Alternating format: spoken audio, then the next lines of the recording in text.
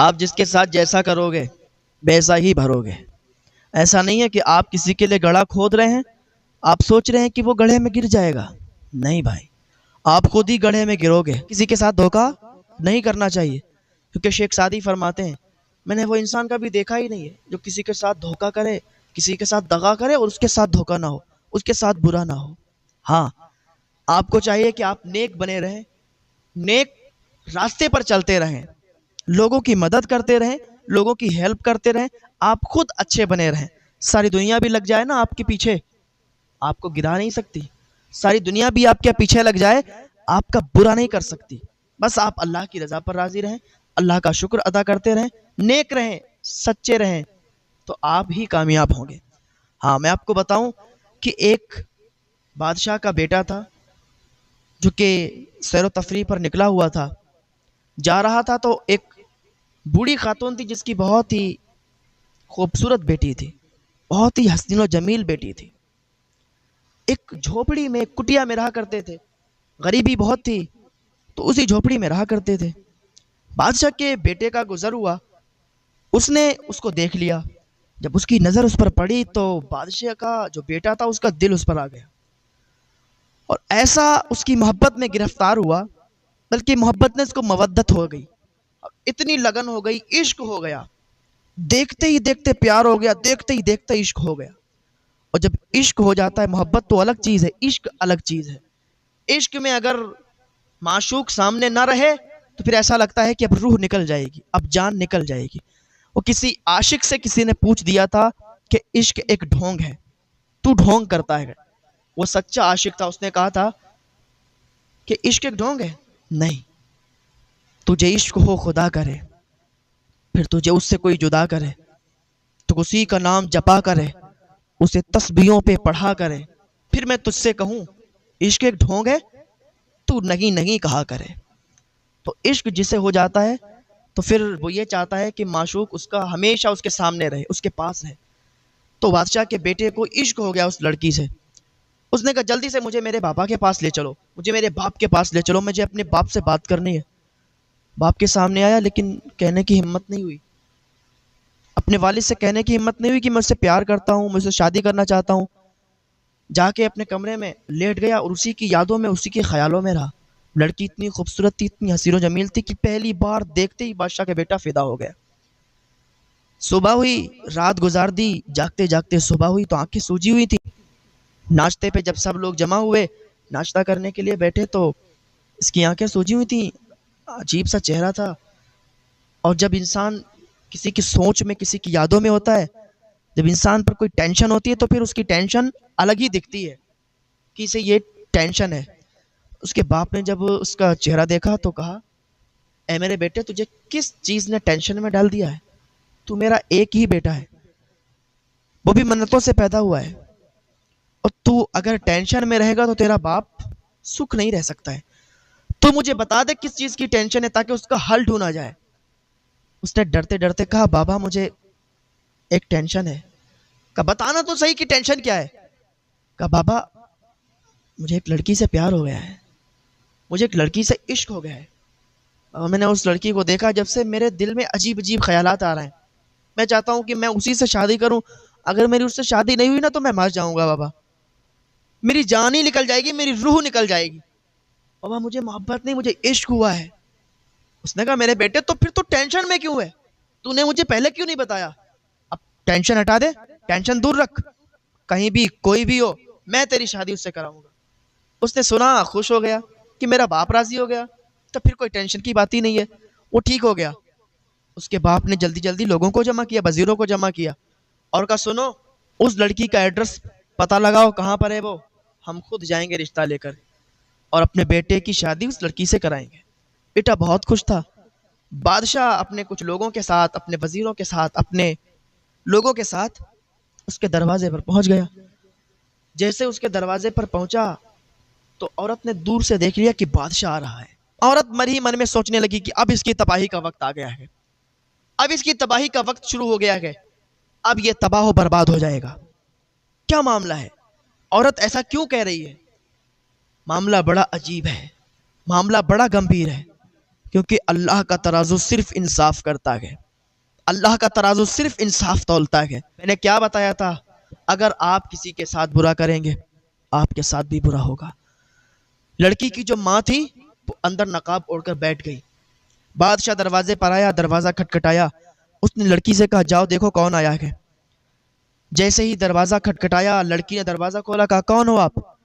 کہا میں بادشاہ ہوں اور اپنے بیٹے کا رشتہ تیرے ساتھ جوڑنے کے لیے آیا ہوں، تیرا ہاتھ مانگنے کے لیے آیا ہوں۔ تیری ماں کہاں ہے؟ تو اپنی ماں سے پوچھ لے، تیری ماں جیسا کہے گی ویسا ہی رسم و رواج سے ہم شادی کریں گے، تو اپنی ماں سے پوچھ لے۔ تیری ماں کہاں ہے؟ سامنے بلا۔ تو بادشاہ نے جب اتنا کہا، لڑکی نے کہا میری ماں نقاب میں رہتی ہے، میری ماں سامنے نہیں آتی۔ کہا آپ 1 منٹ رکو، میں ماں سے پوچھ کے آتی ہوں۔ لڑکی ماں کے پاس گئی، کہا ماں بادشاہ آیا ہے۔ عورت تو سوچ رہی تھی کہ مجھے معلوم ہے بادشاہ کس نیت سے آیا ہے۔ کہا ماں وہ رشتہ لے کے آیا ہے، وہ کہتا اپنے بیٹے کی شادی تجھ سے کرائیں گے، تیرا ہاتھ مانگنے کے لیے آئے ہیں۔ اس نے کہا ٹھیک ہے مجھے منظور ہے، میں راضی ہوں۔ لڑکی نے کہا جب میری ماں کو منظور ہے، میری ماں کو کوئی اعتراض نہیں ہے، تو پھر مجھے بھی کوئی اعتراض نہیں ہے، میں شادی کے لیے تیار ہوں، میں راضی ہوں۔ بادشاہ بہت خوش ہو گیا اور لوٹ گیا، کہا فلاں فلاں دن شادی ہوگی اور ایسے ایسے انتظامات ہوں گے، ٹھیک ہے۔ وہی جب دن ہوا، وہی جب دن آیا تو بادشاہ شادی لے کر کے آیا، شادی کی اور شادی کرنے کے بعد واپس چلا گیا۔ عورت کا چہرہ نہیں دیکھا ابھی۔ محل میں سارے لوگ جمع تھے، فنکشن کا ماحول تھا، شادی کا ماحول تھا، سارے لوگ جمع تھے۔ اسی دوران بادشاہ کا ایک دوست تھا جو کہ بہت عزیز اور بہت خاص دوست تھا۔ بادشاہ کے دوست نے کہا کہ اتنی حسین و جمیل لڑکی تو میں نے آج تک کہیں نہیں دیکھی، جتنی حسین و جمیل تیری بہو ہے، تیری بیٹے کی بیوی ہے، اتنی حسین و جمیل، ارے اس کے ماں باپ پھر کتنے حسین و جمیل ہوں گے، کہ جس کا بچہ ایسا ہے اس کے ماں باپ کتنے حسین و جمیل ہوں گے، کتنے خوبصورت ہوں گے۔ بلانا ان کے ماں باپ کو، ذرا ان کا بھی چہرہ دیکھیں کہ وہ کتنے حسین و جمیل ہیں، وہ کتنے خوبصورت ہیں۔ تو بادشاہ نے کہا اس کا باپ شاید زندہ نہیں ہے، کیونکہ اس کی ماں ہی سے ملاقات ہوئی ہے اور ابھی تک رشتہ طے ہوا، شادی ہوئی تو اس کی ماں سے ہی ملاقات ہوئی ہے، اس کا باپ شاید زندہ نہیں ہے۔ کہا اس کی ماں کو لایا جائے۔ ماں آنے کے لیے تیار نہیں تھی تو زبردستی اٹھا کے لایا گیا ماں کو۔ اس کی ماں، اس لڑکی کی ماں بیچ دربار میں آ کے کھڑی ہو گئی۔ بادشاہ نے کہا کہ آپ اپنے نقاب کو ہٹا لیں، لوگ آپ کا چہرہ دیکھنا چاہتے ہیں اور آپ کی تعریف کرنا چاہتے ہیں کہ جس کی بیٹی اتنی خوبصورت ہے اس کی ماں کتنی خوبصورت ہوگی، کتنی اچھی اس کی ماں ہوگی کہ جس نے ایسی بچی کو جنم دیا ہے، ایسی خوبصورت لڑکی کو پیدا کیا ہے۔ آپ اپنا نقاب ہٹائیں۔ اس نے کہا بادشاہ میں نقاب نہیں ہٹا سکتی۔ کہا ہٹا لیجئے ورنہ زبردستی کی جائے گی۔ اس نے کہا اچھا ایسی بات ہے تو سنو، ٹھیک ہے میں اپنے نقاب کو ہٹاتی ہوں۔ جیسے اس خاتون نے نقاب کو اٹھایا، جیسے اس نے اپنے پردے کو اٹھایا تھا تو بادشاہ کے پیروں کے نیچے سے زمین کھسک گئی۔ بادشاہ کے پیروں کے نیچے سے زمین کھسک گئی۔ کہا او خاتون تو کہاں سے آ گئی؟ تو ابھی تک زندہ ہے؟ کہا ہاں میں ابھی تک زندہ ہوں۔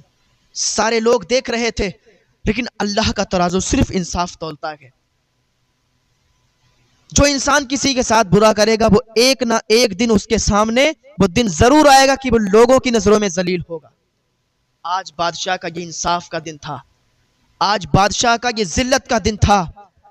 کہا تو ابھی تک زندہ ہے؟ کہا ہاں میں ابھی تک زندہ ہوں۔ اس کے دوست نے کہا کیا معاملہ ہے، تو اتنا پریشان کیوں ہے؟ بادشاہ سے کہا۔ بادشاہ خاموش۔ عورت نے کہا یہ کیسے بتا سکتا ہے؟ میں بتاتی ہوں واقعہ کیا ہے، میں بتاتی ہوں سارا منظر۔ اس کی زبان نہیں پھوٹے گی، یہ نہیں بتا سکتا، میں بتاتی ہوں۔ کہ ایک دن میرے 2 بچے میرے ساتھ تھے، اے بہت غریب تھی، میرے شوہر کا انتقال بہت پہلے ہو گیا، اے بہت غریب تھی، میرے بچے 3 دن سے بھوکے تھے۔ ان کو میں نے گھر پہ رکھا، ان کو میں نے گھر پہ چھوڑا۔